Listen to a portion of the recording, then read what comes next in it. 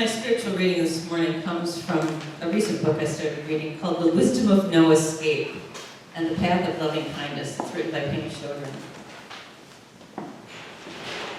On a day of silence like today, when things are very still, you may find that you are feeling grim and doing everything with a grim expression, grimly opening the doors, grimly drinking your tea. On the other hand, you could just relax and realize that behind all the worry, complaint, and disapproval that goes on in your mind, the sun is always coming up in the morning, moving across the sky and going down in the evening. The birds are always out there collecting their food and making nests and flying across the sky. The grass is always being blown by the wind or standing still. Food and flowers and trees are growing out of the earth. There's enormous richness. You could develop your passion for life and your curiosity and your interest. You could connect with your joyfulness. You could start right now.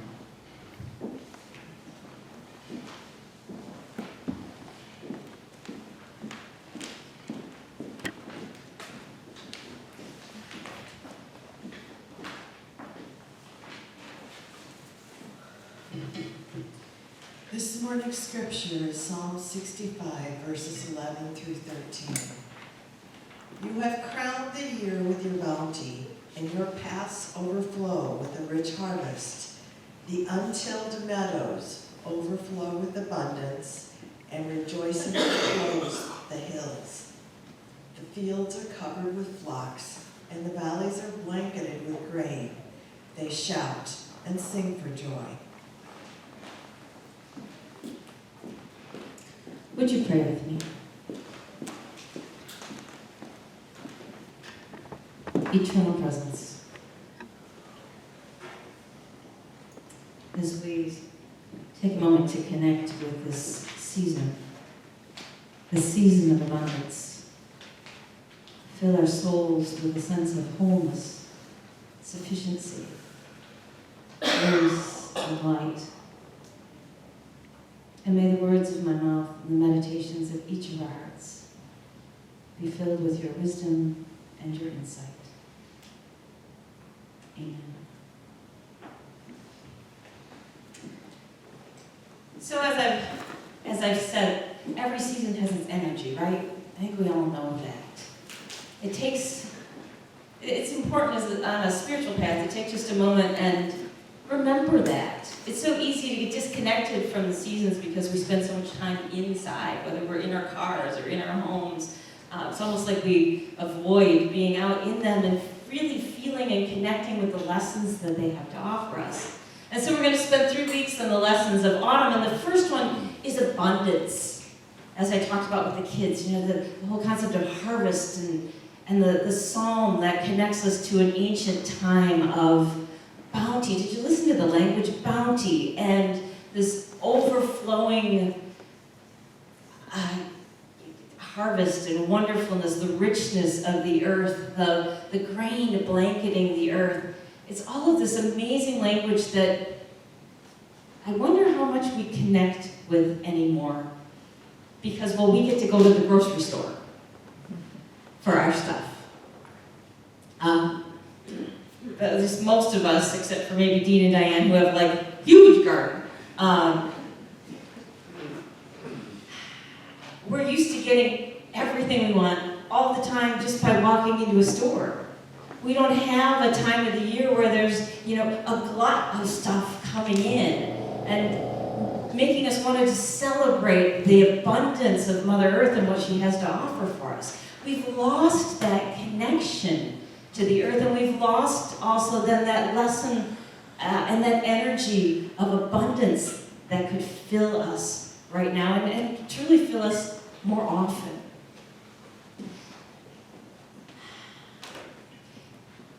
So as we talk about the concept of abundance, though,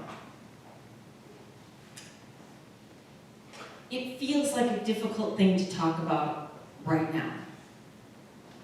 Because I wonder where in our lives, our work, our shopping, our caring for our family and friends,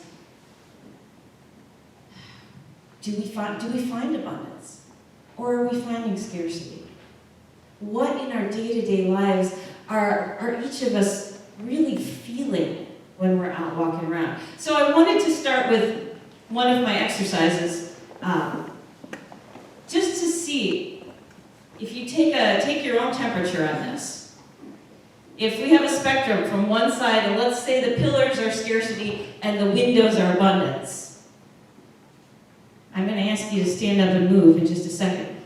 Where do you find, and if you don't want to play, you don't have to play. Where do you find yourself in that continuum? Are you in abundance? Do you find yourself daily mostly? Where do you find yourself mostly? Okay, ready? Go.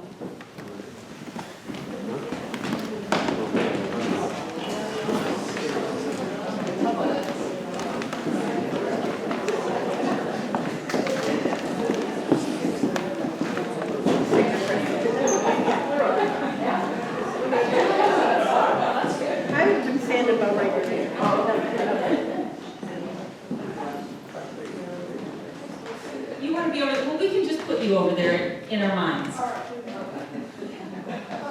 Everybody picture Barb over there. I'm impressed. Do you all take a look around, those of you who are in the front? You see where everybody is? Maybe I should, okay, so for those of you on Zoom, like, most everybody's on the abundance side. We've got a few on the scarcity side. Okay, go ahead and sit down. Yeah, let's say.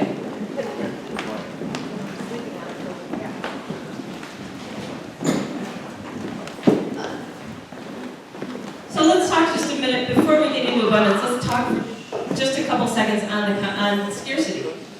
Where do you find, and maybe we're going to turn to Julie and Missy, since you two are the furthest over, but where do you find scarcity? Where do you experience scarcity in your lives right now?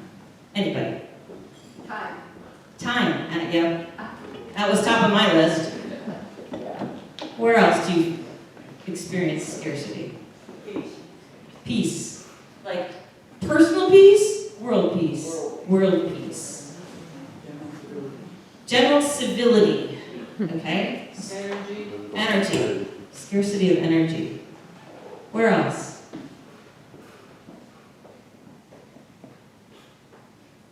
I mean, Mike kind of talked about it when he was talking in your joy and concern, the scarcity that we experience maybe in the hospital system, right? Teresa? The scarcity in the healthcare system. In the healthcare system overall. Education. In education.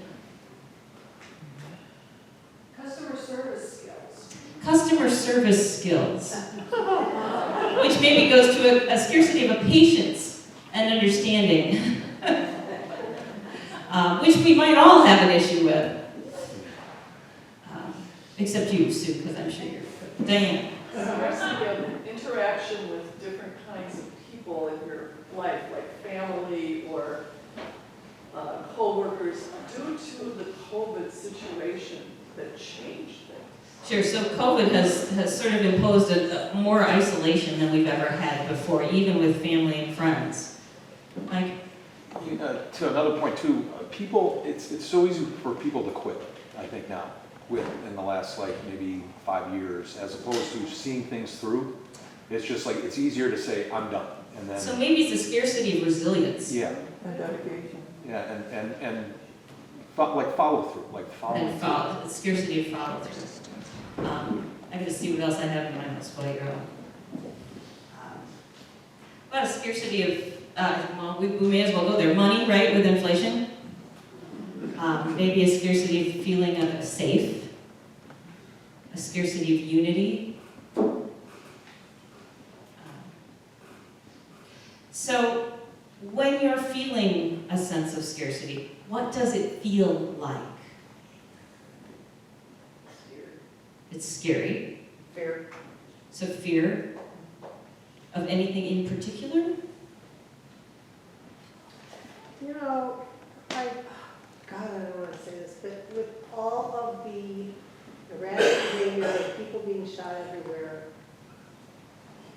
sometimes I'll go someplace and I'll think, Good man. Sure, so fear of violence wherever we are these days. So a fear of lack of, yeah, there's that lack of safety. What else? How does scarcity make you feel? Anxious? Despair, anxious, Depression. depression? No answers because you don't know the answer Sure. so it just is trying to find the answer, but there is no answer. So it's an uncertainty. It's a very uncomfortable, uncertain place. Marianne? Lonely. Lonely. It can be a very needy place, a place of feeling not enough, right? Scarcity is sort of the not enough problem. Brene Brown has said that scarcity is the post-traumatic stress disorder of our culture. Because and that this happens when we go through times, really difficult, trying times, and yet instead of coming together to heal, we get caught up in anger and fear, and we end up at each other's throats, right? That sort of describes everything. She wrote that post 9/11. But I don't think that's changed a whole lot. And COVID has sort of exacerbated all of it. So the flip side of that then is abundance. And how beautiful that most of you feel like that's where you live on a day-to-day basis. Where do you find abundance? Children's joy. Meaningful friendships, I said children's joy. children's joy. Where else? Love. Love. Work. Abundance of good work. Not just work. Was it kindness? The beauty in the world, absolutely, out in nature. Just the fact that we have, most of us have all our needs met as far as shelter and food and clothing and all of Sure. those resources. To have our basic needs met. Beth? My dog. Your dog, our animals, yeah, absolutely. Lack of wants. A lack, which is basically, what she said, a lack of wanting for. So how does abundance make you feel? Safe. Safe, comfortable, good? I heard something else. Grateful, Grateful, Content. peaceful, what did you say, Scott? Content, Generous. generous. Because the question becomes, when we experience scarcity, when we're living in a world where scarcity seems to sort of be the order of business, right? How can we live with a mindset of abundance when we're confronted with friends or family or ourselves who are dealing with illness or approaching death? When we go to the grocery store and toilet paper costs an arm and a leg, and we deal with sticker shock every time we go to the grocery store. Or when the market has done such that every time we look at our investments, they've gone down. Instead of focusing on all of that, is it possible, despite all of that, to cultivate a mindset of abundance? And yes, the answer is obviously yes, or I would not be standing before you asking that question. And I think that's the lesson of autumn. I mean, look around. It looks like things are dying, right? And yet this is that harvest season of abundance. So it's holding the two in tension even in this season. Spiritually, abundance isn't about how much we have or even whether everything's going all right. Spiritually, abundance is whether we can hang on to the essence of life and the bounty of living, the joy of simply breathing and being alive. It's patting my shoulder and saying, the sun's coming up, look, isn't that wonderful? And the birds are still singing, and the trees are still growing, even if it's winter, maybe they're growing under there, or the bulbs are growing under the ground. There's still life, and it's still good. And the spiritual mindset of abundance is to focus on that. And that's a choice. We can either focus on scarcity and that I don't have enough, or the abundance mindset, which is gratitude for what we do have and acceptance for what we do have. And that's like the beginning of cultivating a mindset of abundance. You know, you're all getting the catalogs now for like Christmas, right? I'm going through these clothes catalogs going, oh, look at those cute sweaters. They cost like $160 for a sweater. And I'm like, me and my scarcity mindset, I can't afford that sweater. Me and my abundance mindset says, I have 20 beautiful sweaters in my closet that I can be grateful for. Right? Not one. I know, 20. Did I ask for a sweater for Christmas? No, I didn't.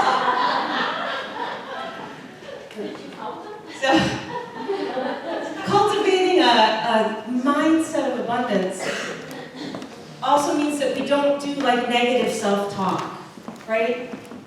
It means that we're not saying, I'm not good enough, or I don't deserve to be happy, or I'm a rotten mother, or father, or partner, or daughter, or son, or whatever. That negative self-talk does never help anything. I know, I've tried. So, abundance starts to come when we let go of that, and we start to embrace the possibilities that are out there. To be able to look for options and opportunities. There was a Harvard study that was done that showed that when people started to focus on like one aspect of something, it blocked out all of the other options. So if you're focusing on I can't, or it's impossible, or I don't have enough, it's blocking out any of your other possible opportunities. So to try to cultivate an openness, again, to watch what we're thinking and say, you know, I don't focus, this was like the perennial problem of any church, right? We've never ever done it that way. Nobody's gonna like it if you do that. So, right? Yeah, I know, you all know, because you're all snickering, right? So it's that scarcity mindset instead of saying, how can we do this? It's all the reasons we can't, and then they're stuck there. Appreciating somebody else's success is a way to cultivate an abundance mindset. When you see somebody who looks good, or who's done something nice, or who's accomplished something wonderful, to compliment them. And to know that it doesn't take anything away from you. That's really hard for some people. And at times in my life, it's been hard for me. Because it feels like, well, I'm going to compliment them for looking wonderful or doing this wonderful job, and boy, aren't I lousy. I don't look as good, and I didn't accomplish as much. But that's that negative self-talk again. To just be grateful for somebody else.